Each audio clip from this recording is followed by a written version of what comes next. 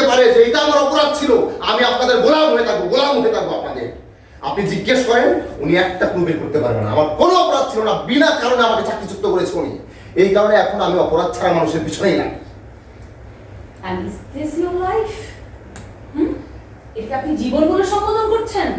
তা আমরা আপনি গর্ব করে এই গল্প শোনাচ্ছেন যে আপনি কিভাবে কেন ক্রাইম করেছেন।